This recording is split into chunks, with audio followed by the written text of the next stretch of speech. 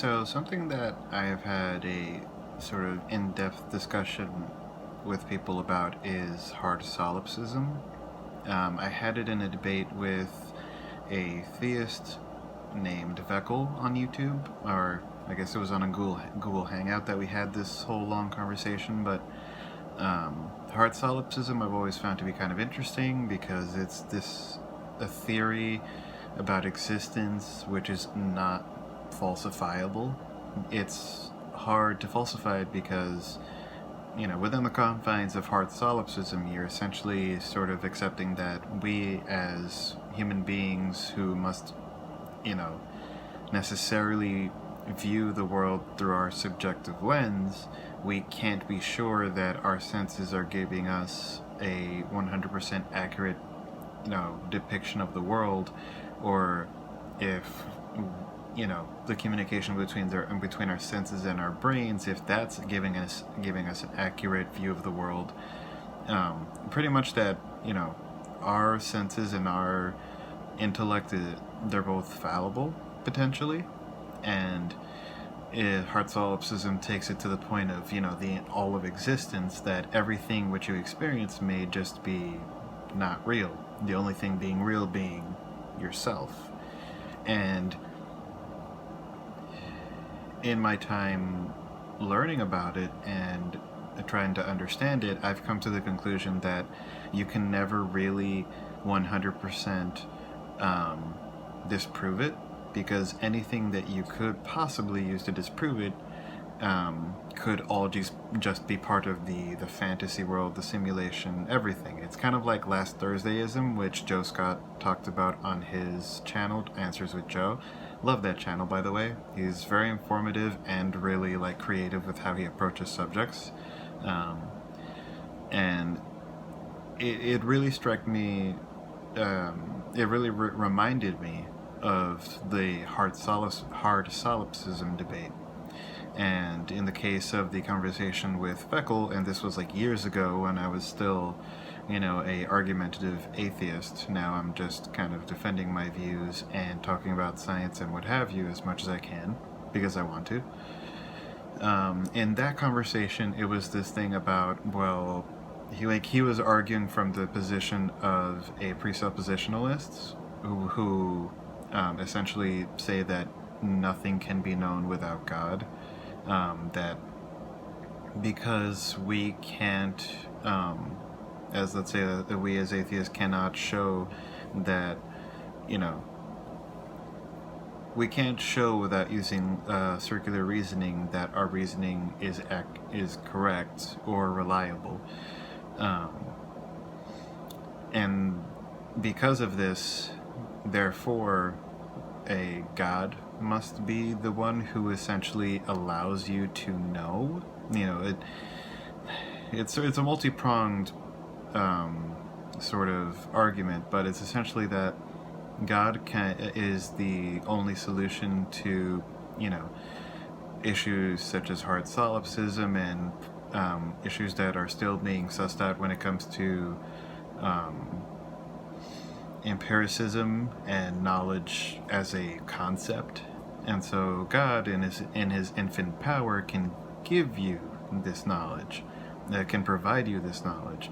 But my problem with that argument is that, given that we're essentially accepting hard solipsism at the outset, for you to then introduce God, who is necessarily outside of yourself, as his own entity, as a separate being from yourself, he would necessarily be outside of yourself and part of the world which is outside of you as the observer. And so to say that he can make you know, well, there's kind of a special pleading issue with that. You're accepting at the outset that nothing can be known outside of our own existence as observers, as perceivers, and yet you're claiming that you can know that this God exists, and that not only can he exist, but he has some sort of way of making you know that not only that he exists, but other things outside of yourself exist. But that's kind of defeats the entire purpose of a conversation about hard solipsism. Or it completely sort of ignores the hard and fast rule that we said at the beginning, by accepting hard solipsism, that being that you cannot know anything outside of yourself to exist, and yet you're saying that this God not only can exist and he can make you know that he exists, but he can make you know other things as well, which just that doesn't compute. It doesn't work together in a cohesive argument. And so for me, I kind of rejected that idea. But it is still interesting, because even outside of the presuppositional arguments, and Matt Dillahunty had that whole long debate with Saiten in which they got much more into, like, the absolute truths, those very necessary axioms of non-contradiction, the excluded middle, a law of identity. I'm not going to get into too much of those here, but I guess I wanted to talk more about, like, just the consequences of hard solipsism and the fact that we can never really have a solution to it. And that's whether you're talking about, like, simulation theory, brains in a vat, I guess in that sort of contained case, presuppositional arguments, sure. The conclusion I've always come to, given that we can never know for certain that anything outside of ourselves, or anything outside of ourselves exists with 100% certainty, you're still left with the existence which you perceive. You perceive people outside of yourself, other persons. You perceive a physical world outside of you,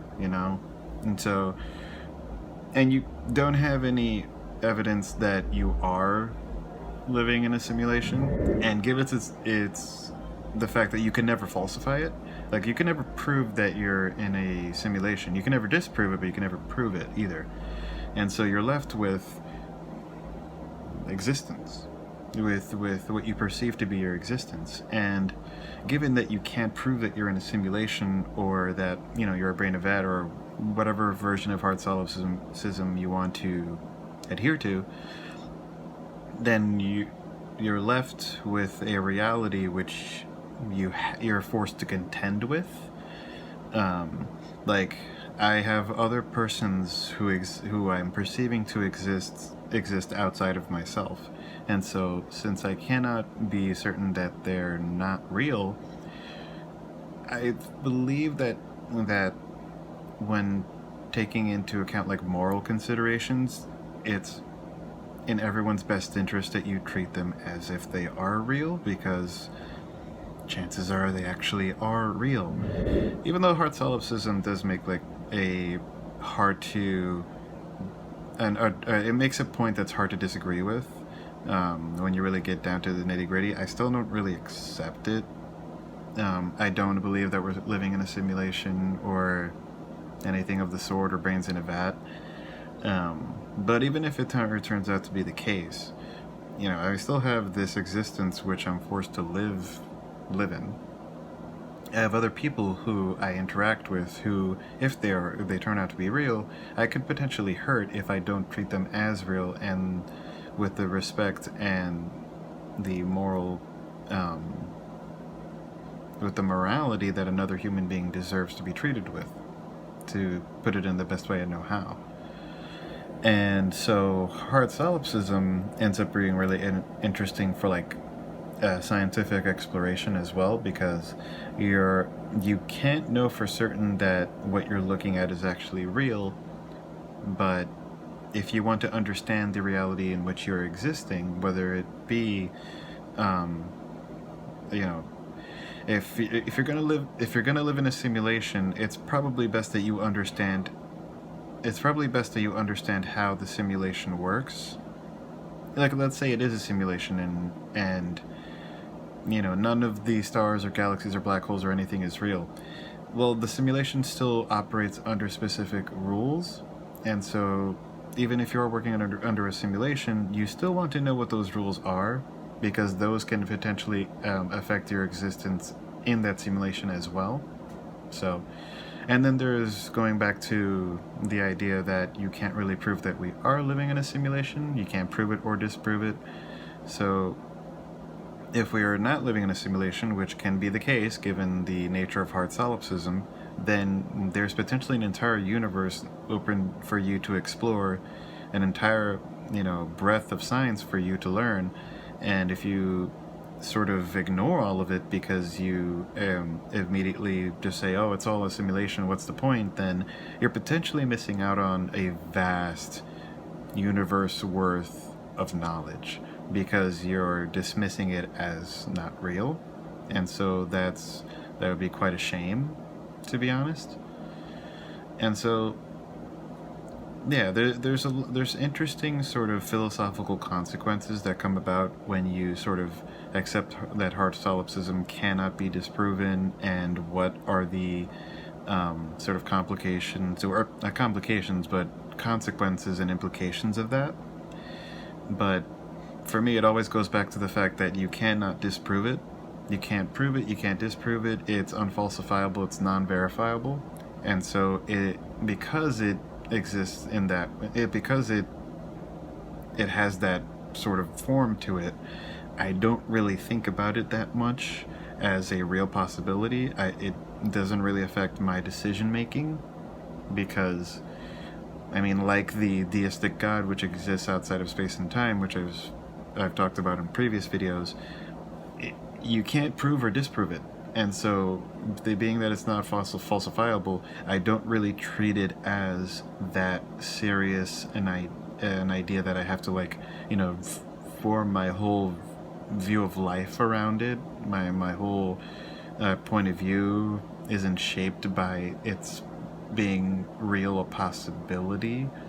So by the possibility that it is real. And so I don't think about it that much, except for the consequences of hard solipsism, just the effects that it has on how we treat empiricism and the gathering of data and knowledge, and how we are essentially forced to operate with the recognition of hard solipsism being an unfalsifiable claim that we can never really we can never disprove it. And so you have to work within that framework. You have to sort of admit it, because for me it's kind of disingenuous not to, or I don't know how to say it. Philosophically, I don't think there's any way around it. There's no way around sort of accepting that hard solipsism is something that can never be disproven. But because it can never be proven either, that's why I sort of don't treat it as something that I need to be really worried about. But yeah, hard solipsism. I'm probably going to make another video in the future about it because it is kind of interesting. I'll probably talk about these forms of hard solipsism that I mentioned here. But yeah, these are just some quick thoughts on hard solipsism, and I still think it's really funny, the last Thursdayism that was described in Joe Scott's video. It's another thing that can never be proven or disproven, but just the fact that it's called Last Thursdayism is hilarious. I love that name. I don't ascribe to it, but it's whoever came up with that name is a genius. But anyways, I'm rambling on. I have to cut this down, and yeah, I'm back with a weird video about solipsism that's shorter than normal, but I don't know, these are just kind of random thoughts that I got. So hope everyone's having a good day, a good life, that you're well given all that's been happening, and I guess I'll talk to you soon, whoever sees this, eventually. Bye.